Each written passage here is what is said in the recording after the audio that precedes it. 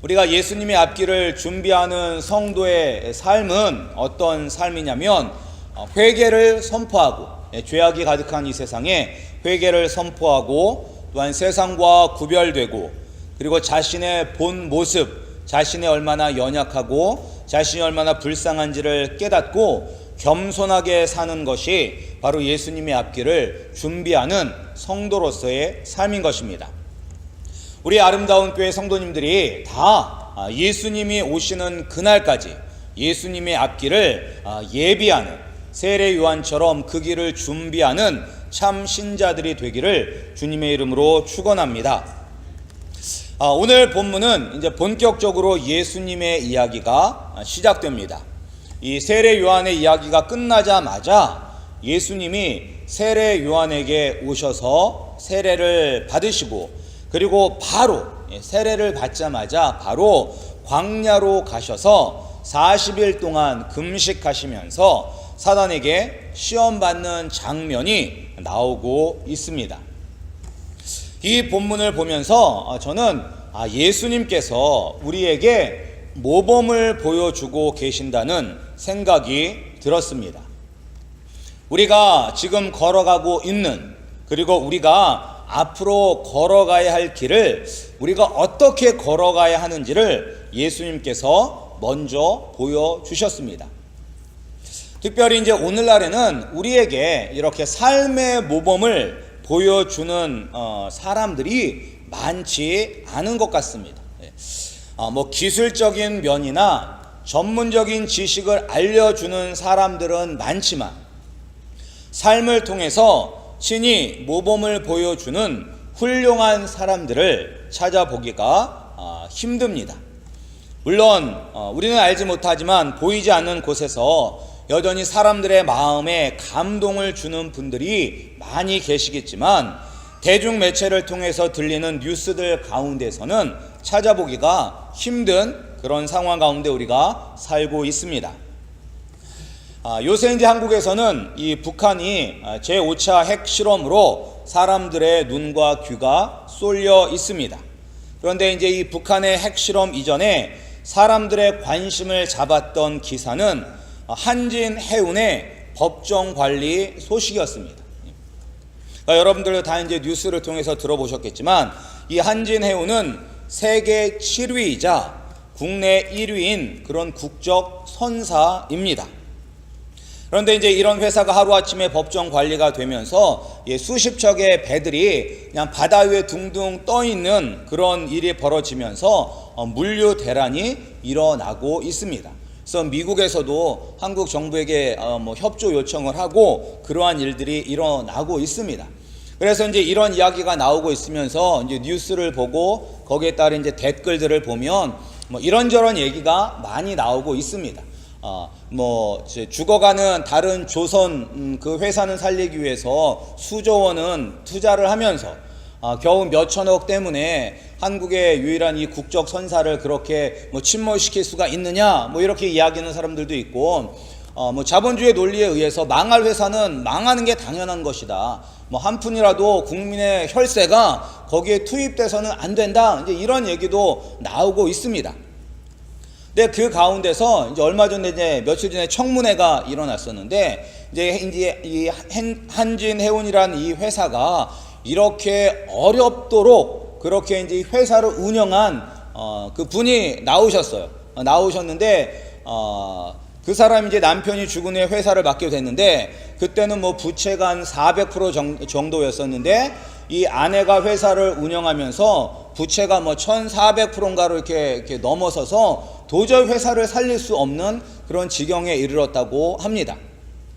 그런데 이제 뉴스에서 이야기하는 그럼에도 불구하고 그 부인은 전 소유주의 부인은 그 한진 해운의 알짜 회사들은 다 빼가지고 나오고 회사가 망하기 전에 자기가 가지고 있는 주식들은 이렇게 처분을 해서 자기는 하나도 손해보지 않고 있다라고 하면서 거기에 대해서 이제 사람들이 막 이러쿵저러쿵 하는 이야기가 있었습니다. 그래서 청문회장에서도 그 사람이 이제 막 눈물을 흘렸어요. 도의적인 책임을 판단한다고 하면서 막 눈물은 흘렸지만 자기 돈을 투자해서 어떻게든 이 문제를 해결해 보겠다는 질문에는 끝끝내 대답을 하지 않았다고 합니다. 그러니까 그런 모습을 보면서 많은 사람들은 한국의 지도자들에 대해서 실망하게 되는 것입니다. 그런데 이제 근데 이것이 원래 인간의 본 모습이라는 것입니다. 인간의 모습. 그 사람을 욕할 것이 아니라 그것이 원래 인간이 가지고 있는 추악한 죄악의 한 단면을 우리에게 보여주고 있는 것입니다. 그런데 그런 세상의 사람들과 우리 예수님을 비교하면 예수님은 달라도 너무 다르셨습니다. 어떤 면에서 달랐는지 우리가 오늘 본문을 보면서 함께 은혜를 나누고자 합니다. 먼저 예수님은 세례를 받으심으로 우리에게 겸손의 본을 보여주셨습니다. 예수님은 우리에게 겸손이 무엇인지를 친히 보여주신 분입니다. 예수님은 우리에게 겸손을 강요하신 것이 아닙니다. 너희들은 겸손해야 된다. 겸손 안 하면 내가 너희들을 혼낼 것이다. 이렇게 강요하신 것이 아니라 예수님께서 직접 겸손은 어떤 것인지를 우리에게 보여주셨습니다. 그것이 무엇이냐면 세례 요한에게 세례를 받았다는 것 그 자체가 예수님께서 겸손을 보여주신 것입니다. 그러니까 예수님께서 이 세례를 받으시자마자 하늘이 열리면서 성령님이 비둘기같이 예수님께 임하는 장면이 나오고 있습니다. 그래서 성령이 비둘기같이 임했다는 것은 성령의 기름 부음을 받았다는 것을 의미합니다. 그렇다면 이제 구약 시대 때는 누가 이렇게 이제 기름 부음을 받았냐면 딱 세 종류의 사람만이 기름 부음을 받았습니다. 그 사람들은 선지자와 제사장과 왕이었습니다.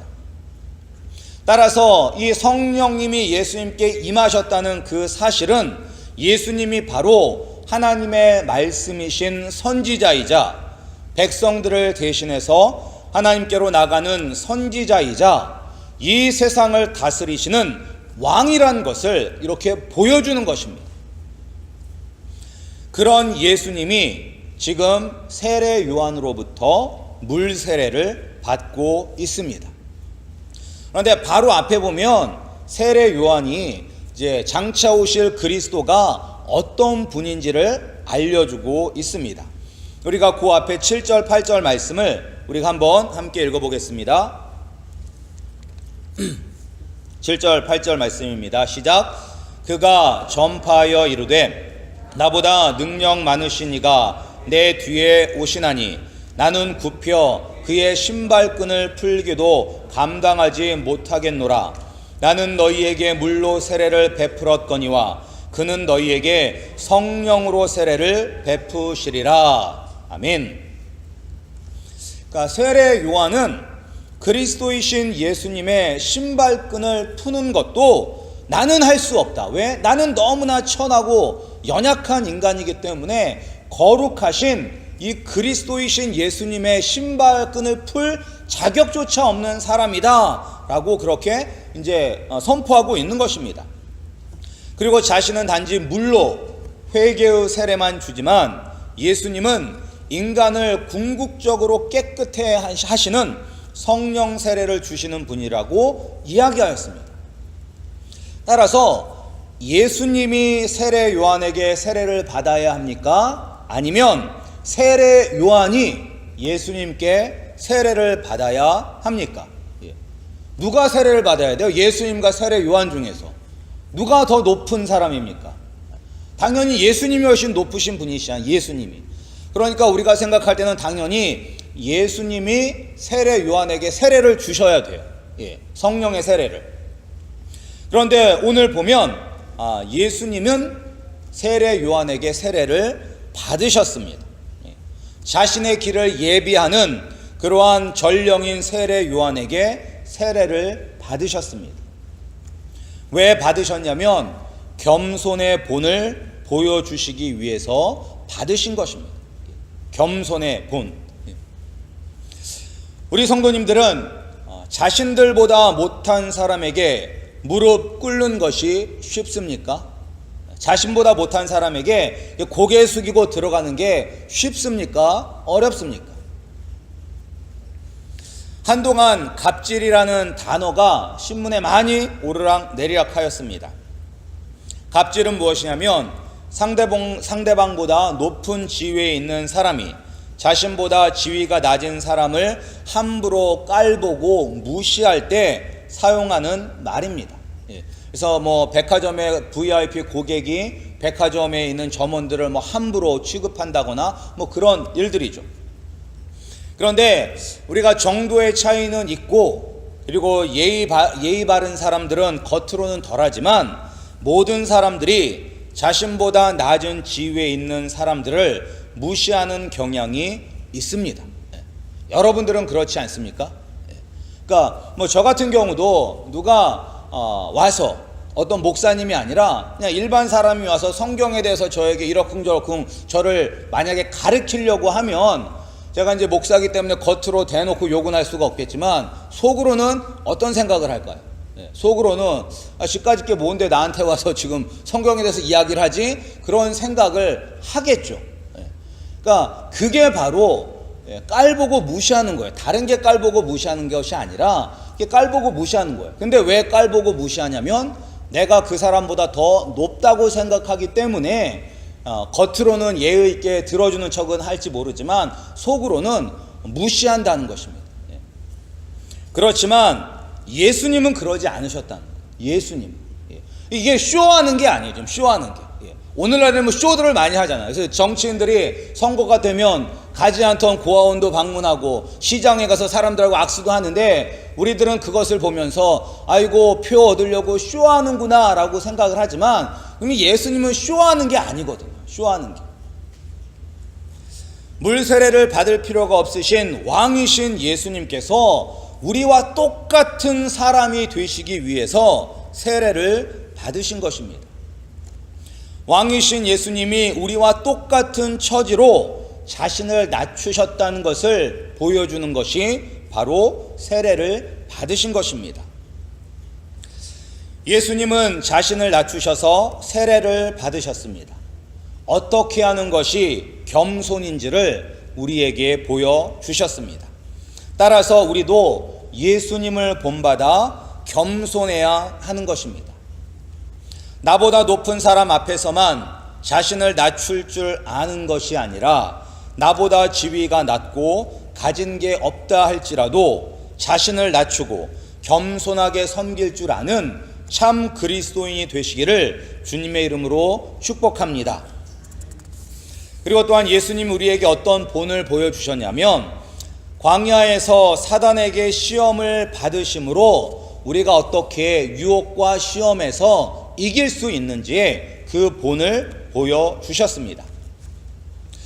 예수님은 성령을 받자마자 세례를 받고 성령의 충만함을 받자마자 바로 광야로 가셨습니다.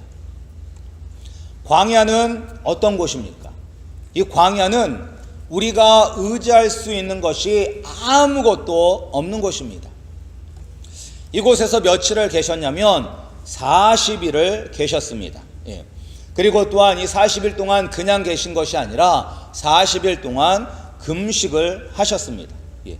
그래서 이제 많은 분들이 예수님을 따라서 이제 40일 금식 기도하시는 분들이 있습니다.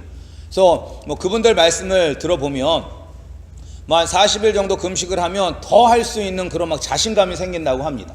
근데 더하면 예수님도 40을 했는데 내가 예수님보다 더하면 교만해질 것 같아서 40일까지만 하고 안 한 목사님들이 많이 있다라고 그렇게 그냥 말씀들을 하시더라고요. 근데 저는 이제 3박 4일 금식해 본 것이 다입니다. 그것도 이제 제가 원해서 간 것이 아니라 교회 청년부에 있었을 때 이제 전도사 형이 억지로 끌고 가가지고 금식 수련회를 가가지고 3박 4일 동안 이제 진짜 금식을 한 적이 있었습니다. 근데 그때 저는 은혜를 받은 것이 아니라 너무너무 괴로웠었습니다. 저는 이제 일단 이게 삼시세끼 밥만 먹는 스타일이거든요. 간식 같은 거 밥을 먹는 스타일인데, 근데 제때 밥을 안 먹으면 막 화가 나요. 화가 나요. 예. 그리고 이제 이게 한 끼만 안 먹어도 화가 나는데, 그때 이제 하루 세 끼를 안 먹으니까 막 팔다리에 힘이 빠지고 팔다리가 저려가지고 막 이렇게 움직일 수가 없어가지고 이제 3박 4일 금식 수련하니까 계속 막 집회를 하거든요. 근데 저는 집회 안 하고 계속 누워 있었어요. 계속 너무 힘들어가지고. 그럼 이제 집회가 끝나면 이제 같이 갔던 청년들이 다 이렇게 모여서 있으면 다 하는 얘기가 오늘 은혜를 받아서 너무 좋다 이런 얘기하는 것이 아니라 우리 금식 끝나고 나가면 뭐 먹을까 그런 얘기만 하는 거예요. 사람들이 모여가지고 뭐도 먹고 싶다 뭐도 먹고 싶다 막 그런 얘기만 하는 거예요. 저도 평소에는 별로 이렇게 뭐가 먹고 싶은 사람이 아니거든요. 뭐 먹고 싶다 뭐 이런 생각이 거의 안 들어요. 그런데 이제 진짜 그 금식할 때는 나가면 뭐도 먹고 싶고 막 그런 생각이 들었습니다. 따라서 이렇게 막 배가 고프고 힘들 때는 우리가 유혹에 흔들리기 쉬울 때인 것입니다. 배가 고프든지 우리가 궁핍하든지 하면 유혹에 흔들리기가 너무나 쉬워요. 근데 예수님도 우리와 똑같이 마찬가지였다는 것입니다. 예수님이 완전하신 하나님이시지만 예수님은 또한 완전하신 인간이었기 때문에 금식에 의한 배고픔과 목마름의 고통, 그리고 광야에 있었기에 아무도 없는 그곳에서 있는 그런 외로움의 그 고통을 예수님도 경험하셨던 것입니다. 우리만큼 배고프고 우리만큼 힘들으셨어요. 이때 사단은 예수님을 시험하였습니다. 어떤 시험이었는지는 마태복음 4장에 잘 나와 있습니다. 그 세 가지 시험은 무엇이었냐면 돌을 떡으로 만들라는 시험, 그리고 성전 꼭대기에서 뛰어내리라는 시험, 그리고 사단 자신에게 절하면 세상 모든 영광을 너에게 준다는 그 세 가지 시험을 받으셨습니다. 예수님이 겪으셨던 이 세 가지 시험은 우리 모두가 이 땅을 살아가면서 겪는 시험들입니다. 이 시험은 우리의 의식주의 문제, 먹고 사는 문제, 그리고 또한 자신의 권위를 내세우고 내가 남보다 낫다라고 이렇게 드러내고자 하는 교만함의 문제, 그리고 세상의 정욕과 이생의 자랑에 대한 문제인 것입니다. 그리고 그 누구도 이 시험에서 자유로운 사람은 없습니다. 많은 사람들이 먹고 사는 문제 때문에 죄를 짓습니다. 그리고 또한 많은 사람들이 이 교만해져서 하나님보다 자기 자신이 더 높다고 생각하는 착각 속에서 교만한 가운데 죄를 짓게 되고, 그리고 또한 다른 사람과 비교하면서 저 사람보다 더 잘 살고 싶다, 그런 세상의 자랑과 이생의 욕심 때문에 우리가 죄를 짓습니다. 우리가 받는 동일한 그런 유혹과 시험을 예수님께서 친히 받으셨습니다. 그런데 이제 예수님은 우리가 예수님의 사역을 보면 예수님의 사역이 3대 사역이 있는데, 말씀 사역과 귀신을 쫓는 사역과 그리고 병 고치시는 이 세 가지의 중요한 사역이 있는데, 이제 그 중에 하나가 귀신을 쫓는 사역이시잖아요. 그러니까 예수님이 말 한마디로 귀신을 쫓으실 수가 있습니다. 그러니까 지금도 사단이 예수님을 유혹할 때 사단아 물러가라 라고 한마디만 하면 되실 수 있는데, 그런데 예수님은 시험을 받으셨습니다. 그리고 또 오늘 말씀에 보면 천사들이 수종을 들고 있다라고 이야기하고 있어요.